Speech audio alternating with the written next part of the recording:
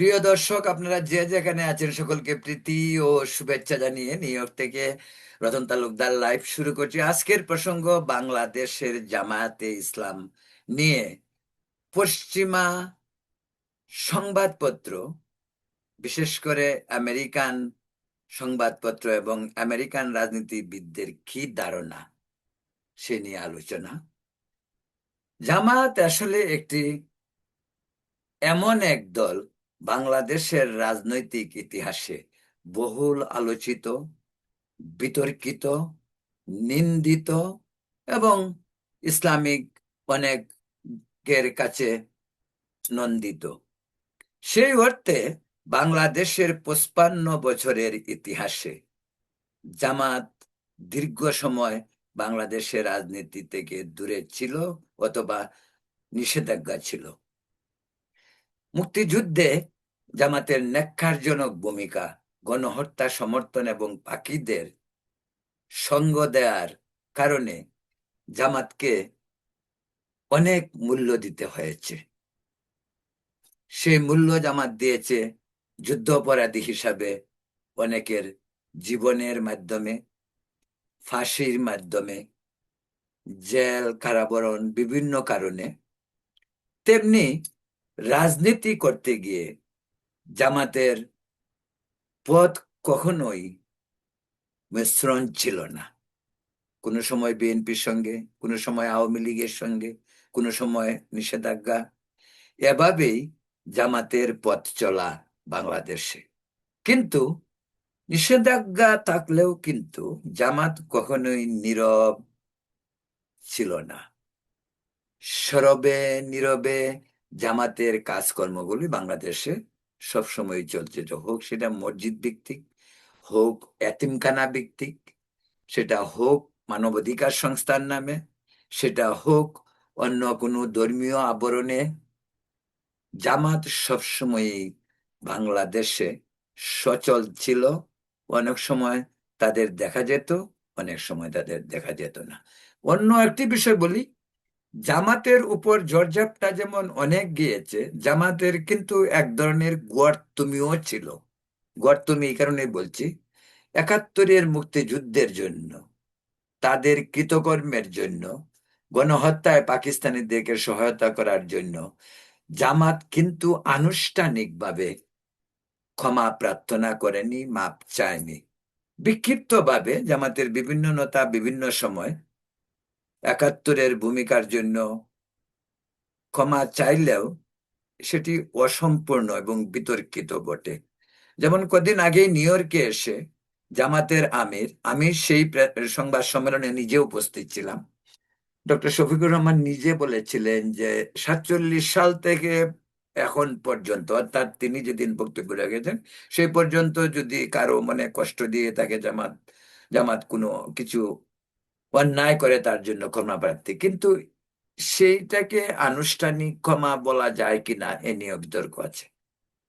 আনুষ্ঠানিক ক্ষমা বলতে সেটা জাতির কাছে অফিসিয়াল ভাবে, লিখিত ভাবে জামাতের উচিত ছিল ক্ষমা প্রার্থনা করা, যেহেতু জামাত বাংলাদেশে রাজনীতি করবে। আর আমি একটি বিষয় ব্যক্তিগতভাবে বলি, জামাতের মতাদর্শী লোকবোধ, মুক্তিযুদ্ধে তারা ভুল করেছে তার অর্থ এটা নয় জামাতের সবাইকে দেশ থেকে বের করে দিতে হবে। তারা দেশের ভূমিপুত্র, তারা দেশে থাকবে, দেশে রাজনীতি করবে, নাগরিক অধিকার ভোগ করবে, এটাই নিয়ম। রাজনৈতিক অধিকারও ভোগ করবে। কিন্তু জামাতকে ক্ষমা প্রার্থনা করার দাবি করতে হয় কেন? জামাতের মতন একটি দায়িত্বশীল রাজনৈতিক দল, যেটি ধর্মের ভিত্তিতে রাজনীতি করে, যেটি ন্যায় ও সৎ মানুষের রাজনীতি করবে বলে প্রতিজ্ঞা করে, তাদের তো খুদ নিজ থেকেই ক্ষমা প্রার্থনা করা উচিত ছিল, বা করা ভবিষ্যতেও করতে পারে এরকম। আজকে তারা ভোটের জন্য বাংলাদেশের মানুষের কাছে যাচ্ছে, ভোট ভিক্ষা করছে, পাশাপাশি তাদের তো উচিত ছিল তাদের নির্বাচনী ইস্তেহারেও সেই ক্ষমা প্রার্থনা তারা করতে পারে। যাই হোক, সেই বিষয়টি অনেক অন্য বিষয়। প্রিয় দর্শক, বলছিলাম জামাতের যে গুরুত্ব, সেই গুরুত্ব পশ্চিমা বিশ্বেও আস্তে আস্তে বাড়ছে। শুধু বাড়ছে না, জামাতকে ভাবছে নতুন কিছু ভাবা শুরু হয়েছে। যেমনটি ভাবছে পশ্চিমা বিশ্ব, তেমনটি ভাবছে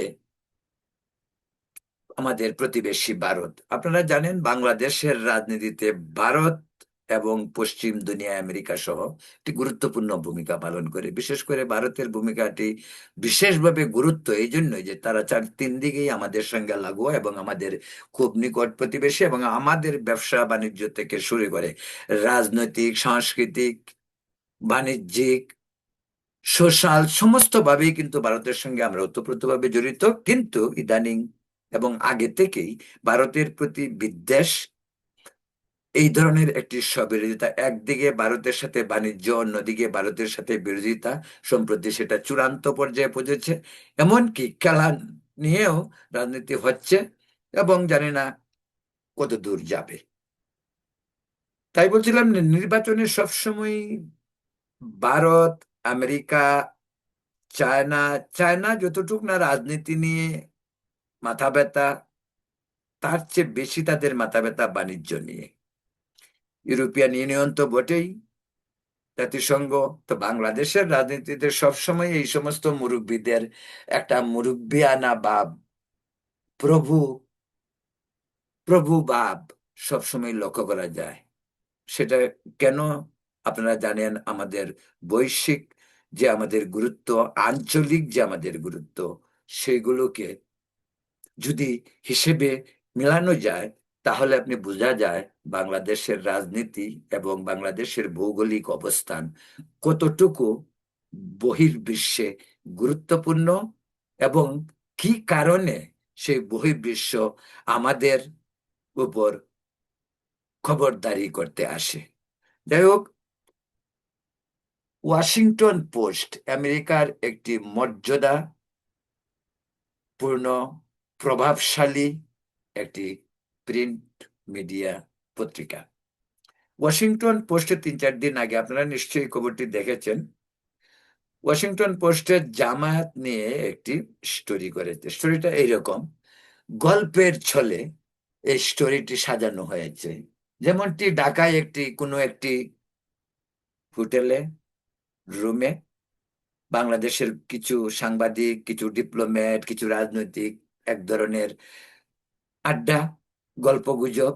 সেই গল্পগুজবের একটি অডিও বেরিয়েছে। সেখানে কে কি বলছে, জামাত প্রসঙ্গে নিয়ে আলোচনা, সেই সেইটার ভিত্তিতেই ওয়াশিংটন পোস্ট নিউজটি করে। কিন্তু আমি ওই ভিডিও বা ওই আড্ডাকে যতটুকু গুরুত্ব দিতে চাই, তার চেয়ে অধিক গুরুত্ব আমি দিতে চাই ওয়াশিংটন পোস্ট যে ফোকাসটা কি, জামাতের উপর আমেরিকার গুরুত্ব বাড়ছে। জামাতকে আমেরিকা অন্যরকম ভাবে দেখতে চাচ্ছে। আগের জামাত এখন জামাত যে এক নয়, সেই উপলব্ধি কেন জানি আমেরিকানদের ভিতর এসেছে। জামাত যে বাংলাদেশে একটি গুরুত্বপূর্ণ ভূমিকায় অবতীর্ণ হয়েছে, সেটা কেন জানি আমেরিকা বুঝতে পারছে। 5 আগস্টের পর জামাতের ভূমিকা, জামাতের দৌড়ঝাঁপ, বিভিন্ন জরিপে জামাতের ভোট, বা জামাত এবং বিএনপি পরস্পর মুখোমুখি, জামাতের প্রতিদ্বন্দ্বী বিএনপি, বিএনপির প্রতিদ্বন্দ্বী জামাত, এই যে একটি অবস্থান এসে দাঁড়িয়েছে আজকে অন্তর্বর্তীকালীন সরকারের এই নির্বাচন প্রক্রিয়ায়, সেটা খুব গুরুত্বপূর্ণ। অথচ এই জামাত বিএনপির হাত ধরেই বাংলাদেশে বড় হয়েছে। সেটা হোক রাজনৈতিকতে আত্মপ্রকাশ, সেটা হোক রাজনৈতিকে তাদের পদচারণা, আর হোক নির্বাচনে অংশ নিয়ে সংসদে প্রবেশ করা, সবকিছুই কিন্তু বিএনপির হাত ধরে।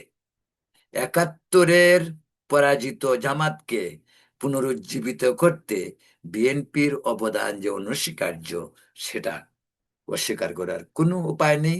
জামাত হয়তো সেই বিষয়টা নিজেরাও স্বীকার করে বা করবে, জানি না, নাও হইতে পারে। এটাই আমাদের চারিত্রিক বৈশিষ্ট্য। বিএনপিকে বিএনপি জামাতকে অন্ধকার থেকে টেনে আলোর মুখ দেখিয়েছে।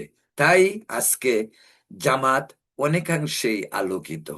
বাই দা ওয়ে, অন্য একটি কথা বলে রাখি, সেটা হলো জামাত কিন্তু মাঝে আওয়ামী লীগের সঙ্গেও ছিল। বিএনপির বিরুদ্ধে গিয়ে আওয়ামী লীগের সঙ্গেও জামাত সহযোগিতা করেছে। তাই বিএনপি, আওয়ামী লীগ কেউ গাজারা দিয়ে জামাতকে ফেলে দিবে, সেটা কিন্তু হবে না। জামাতের কলঙ্কের কালিমা বিএনপির গায়ে যেমন লেগেছে, আওয়ামী লীগের গায়েও তেমনি লেগেছে। বিএনপির সাথে হয়তো একটু বেশি হইতে পারে, হয়তো 70% বিএনপি, 30% আওয়ামী লীগ। কিন্তু দুনো বৃহৎ দলেই জামাতকে কেয়ার করেছে, গুরুত্ব দিয়েছে, সঙ্গী হিসাবে পেয়েছে, এগিয়ে এগিয়ে নিয়ে যাওয়ার পথ দেখিয়েছে। প্রিয় দর্শক, আমেরিকার একটি সবসময় পলিসি অন্যরকম, যেটা বলি যে, কথায় বলে আমেরিকার যদি কারো বন্ধু হয় তার শত্রুর দরকার নেই। আমেরিকা ইসলামিক মৌলবাদ, জঙ্গিবাদ, আইএস সবকিছুরই বিরুদ্ধে, তালেবান সবকিছুর বিরুদ্ধে, অথচ এই সবগুলো আবার আমেরিকারই তৈরি। কিন্তু একটি পর্যায়ে যখন তারা এক্সট্রিম পয়েন্টে চলে যায়, তখন কিন্তু আমেরিকা রুখে দাঁড়ায়। আমেরিকা ওদেরকে বাড়তে দেয় একটি সীমানা পর্যন্ত, তারপরে নয়। আপনারা জানেন 80-র দশকে যখন সোভিয়েত ইউনিয়ন, আজকের রাশিয়া, আফগানিস্তান আক্রমণ করেছিল বা অকুপাই করেছিল, তখন কিন্তু তালেবানের জন্ম এই আমেরিকার হাত ধরে। আর আজকে এই তালেবান আর আমেরিকা দা কুমড়া সম্পর্ক। আইএসআই বলুন, আল কায়দা বলুন, আমেরিকার হাত ধরেই তৈরি। এবং তাদেরকে ধ্বংস শেষ পর্যন্ত ওসামা বিন লাদেন থেকে শুরু করে আইএস দের জঙ্গিদেরকে হত্যা কিন্তু আমেরিকাই করেছে। তাই আমেরিকা সবকিছুতেই বাড়তে দেয়, কিন্তু এক্সট্রিম বাড়া যখন হয়, যখন চূড়ান্ত বাড়ার পথে যায়, তখন কিন্তু বাধা দেয়। জামাত নিয়ে আমেরিকা কেন ভাবছে? দেশে জামাতের জনপ্রিয়তা বাড়ছে, কিন্তু তার অর্থ এই নয় জামাত ক্ষমতাও আসতে পারে। সেটা অন্য কথা, জনগণের ভোটের উপর নির্ভর করে। যে জামাত শিকন্ডি হয়ে বিএনপির সাথে নির্বাচন করতো, সেই জামাত আজকে 300 আসনে নির্বাচন করছে আলাদা জোট নিয়ে। যদি আশ্চর্য হওয়ার কিছু নাই, জামাত যদি ক্ষমতায় আসে, ক্ষমতায় আসার পসিবিলিটি সবচেয়ে বেশি। মানুষজন যেটা বলে, জনগণ যেটা বলে, বিএনপি আর বড় দল হিসেবে বিএনপি হয়তো ডিজার্ভ করে, আমি জানি না। কিন্তু দেশের পারিপার্শ্বিক এবং রাজনৈতিক অবস্থার প্রেক্ষিতে এবং যে সরকার দেশে ক্ষমতায় রয়েছে, সেই সরকারের সাপোর্ট সবকিছু লক্ষ্য করে যে পুরা এনভায়রনমেন্ট, যে পরিবেশ তৈরি হয়েছে, সেটা কিন্তু মোটামুটি জামাতের ফেভারে। যা বলছিলাম যে আমেরিকা জামাতকে লক্ষ্য করছে, দেখছে ইনকেস যখন জামাত যদি ক্ষমতায় আসে, কিন্তু জামাতকে হয়তো তারা চাইবে, সাপোর্ট চাইবে। কিন্তু at the same time America, European union এবং জাতিসংঘ জামাতকে ক্ষমতায় দেখতে চাইতে পারে, কিন্তু জামাতকে কিন্তু ধর্মীয় মৌলবাদের ব্যাপারে জামাতকে একেবারে টাইট হতে হবে। এর চেয়ে বেশি বাড়া যাবে না। যে কারণে ইদানিং একটি কথা শোনা যায়, দেখবেন যে জামাত ক্ষমতায় গেলে শরিয়া আইন করবে না। এগুলো কিন্তু অনেকটা বিশ্ব এনভায়রনমেন্ট, গ্লোবাল রাজনীতির যে প্রভাব জামাতের উপর, সেখান থেকে এগুলি বলা হচ্ছে। যে কারণে দেখুন, নির্বাচনী তাদের 11 জোট থেকে চরমোনাই পীর সাহেব পর্যন্ত বেরিয়ে গেলেন। তিনি ইসলামিক শরিয়া আইনের ভিত্তিতে দেশ চালাতে চান, কিন্তু জামাত পরিষ্কার বলছে তারা শরিয়া আইন করবে না, শরিয়া আইন মোতাবেক দেশ চলবে না। তারা সৎ মানুষের মানে শাসন চায়, ব্লা ব্লা ব্লা, এই সমস্ত অনেক কিছু। তো সেই বলছিলাম যে আমেরিকা চাবে না। আসুন ভারত, ভারতের সঙ্গে যে আমাদের একটা ঘনিষ্ঠ সম্পর্ক চলছে, এটা এক ধরনের লুকোচুরি। আপনারা জানেন শফিকুল সাহেব কিছুদিন আগে বলছিল যে ভারতীয় ডিপ্লোমেটের সঙ্গে তার কথা হয়েছে, এবং তারা বলছে যে এটা না বলার জন্য কাউকে, যেটা তিনি রয়টার্সকে বলেছেন। কিন্তু এগুলি চলতেই থাকে। আমেরিকা যেমন জামাতের খুব কাছাকাছি এখন, ভারতও ঠিক তেমনি। ভারতও দেশ থেকে যতটুক তাদের দূরবীন দিয়ে জামাতকে বাংলাদেশে দেখতে পাচ্ছে, ততটুক আইডিয়া থেকেই ভারতও কিন্তু জামাতের সঙ্গে যোগাযোগ রাখছে। তো আমি আরেকটি বিষয় বলে রাখি, বাংলাদেশের সামনের যে রাজনীতি আসছে সেই রাজনীতিতে অন্তত বাংলাদেশ ইস্যুতে আমেরিকা এবং ভারত যদি একযুগে কাজ করে আশ্চর্য হওয়ার কিছু নেই। আপনারা জানেন কিছুদিন পর পরই দিল্লিতে ডিপ্লোমেটরা বসে, ঢাকা থেকে ডিপ্লোমেটরা দিল্লি যায়। এই নিয়ে বিভিন্ন, এমনকি ব্রিটিশ হাই কমিশনার কদিন আগে দিল্লি থেকে ঘুরে এলেন। আলোচনা চলছে। দিল্লি বাংলাদেশের রাজনীতির এখন প্রধান কেন্দ্র। আমরা বাংলাদেশের রাস্তায় যতই চিৎকার করি ঢাকা না দিল্লি, ঢাকা ঢাকা, এসব আইওয়াস। যারা ঢাকা না দিল্লি, ঢাকা না দিল্লি করে তারাই আবার দিল্লির প্রসাদ পাওয়ার জন্য বসে থাকে। দিল্লি তাদের পকেটে কিছু ঢুকিয়ে দিবে, বাস সব ঠিকঠাক। ভারতের এটা ভালো না, খেলতে যাব না, ওইটা ভালো না, কিন্তু ভারতের সব খাবো, সব ভালো। এই যে রাজনৈতিক দ্বিচারিতা এবং ধান্দাবাজি, এটা এক ধরনের পলিটিক্যাল বাটপারিও, এগুলো তো চলছে। যাই হোক, যেটা বলছিলাম, বাংলাদেশের ধর্মীয় রাজনীতির কিন্তু লগুন টানতে হবে, ফিতা টানতে হবে, লক্ষণ রেখা থাকতে হবে। এই পারে থাকবে, ওই পারে যাওয়া যাবে না। এটাই কিন্তু আমেরিকা এবং ভারতের পলিসি জামাতের ব্যাপারে। Can go too far, stay within a limit, limit cross করা যাবে না। বাংলাদেশের রাজনৈতিক এনভায়রনমেন্টের জন্য ইসলামিক মৌলবাদ এবং ধর্মান্ধতা কোনো অবস্থাতেই সীমা লঙ্ঘন করতে পারবে না। এটি যেমন আমেরিকা চায়, ইউরোপিয়ান ইউনিয়নও চায়, জাতিসংঘ চায়, ভারতও চায়। এই আবহে বাংলাদেশে নির্বাচন। আমি ওয়াশিংটন পোস্টের, আপনারা নিশ্চয়ই বিভিন্ন জনের কাছ থেকে বিভিন্ন রকম ব্যাখ্যা আপনারা শুনেছেন। আমি সবসময় কোনো রাজনৈতিক ব্যাখ্যাকে পারিপার্শ্বিক এনভায়রনমেন্টের সাথে কি হয়েছিল, কি হতে পারে, কি হতে পারে একটা প্রেডিকশন করতে পারি, এবং সবকিছুই কারেক্ট হবে তাও ঠিক নয়। তবে এটুক বলতে পারি, আর যাই হোক, জামাতকে সীমা লঙ্ঘন করতে আমেরিকা দেবে না, ভারতও দেবে না। তাই জামাতকে ক্ষমতায় আসতে হলে তাকে তার এখন যে বক্তব্য, সেই বক্তব্যই সে কন্টিনিউ করবে নিশ্চিত। এই আবহে সেটা বিএনপির জন্য হয়তো একটু ঘোষণী সংকেত হইতে পারে, কারণ বিএনপির প্রধান প্রতিদ্বন্দ্বী জামায়াত। সেই প্রেক্ষিতে তারেক রহমান দীর্ঘদিন দেশে ছিলেন না, তিনি সবে দেশে গিয়েছেন। তিনি পুরোদমে নির্বাচনী প্রক্রিয়াও শুরু করেছেন। বিএনপির প্রতি মানুষের আশা ভরসা, সেটাও অমূলক নয়, কারণ বিএনপি বড় দল। কিন্তু তাই বলে বিএনপি ক্ষমতা আসছে, সেটা যেমন বাবা যায় আবার দোদুল্যমানতা আবার সন্দেহ রয়ে যায়, তেমনি আচানক জামাতের উত্থানকে একেবারে ধাক্কা মেরে ফেলে দেওয়া যায় তাও নয়। আমি এনসিপি কে কোনো গুরুত্ব দিচ্ছি না। এনসিপি এবি পার্টি আর সবাই জামাত। এইগুলি বাইরে থেকে নাটক করছে, পাতানো খেলা খেলছে। জামাত একটাই, এই সবগুলি মিলেই জামাত। এরা ভিন্ন ভিন্ন নাম দিয়ে যে নাটকগুলি করছে, এই নাটকে কাজ হবে না। ওই নাটকে কাজ হবে, এই নাটকে তাদেরকে জামাতের লেজ ধরেই থাকতে হবে, অর্থাৎ তারাও জামাত। যাই হোক, এই বিষয়গুলি ভারতও জানে, ইউরোপও জানে, আমেরিকাও জানে। তাই জামাতকে সেইভাবেই যেতে হবে, এবং আমার ধারণা জামাতের কেন্দ্রীয় নেতারা তাদের কোন পর্যন্ত যেতে পারবে সেটুকু তারা জানে। হইতে পারে, আগেই বলছি, বিএনপির জন্য অশনি সংকেত আমি দেখছি, কিন্তু এই বিএনপি কিন্তু একদিকে বাংলাদেশের রাজনীতিতে আওয়ামী লীগ যখন নেই,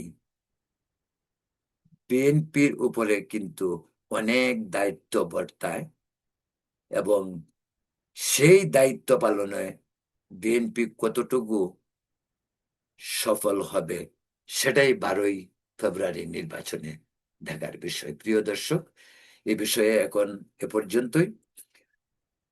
আগামীকাল পর্যন্ত, পরবর্তী ভিডিও পর্যন্ত আপনারা ভালো থাকুন, সুস্থ থাকুন এবং নিরাপদ থাকুন। ধন্যবাদ।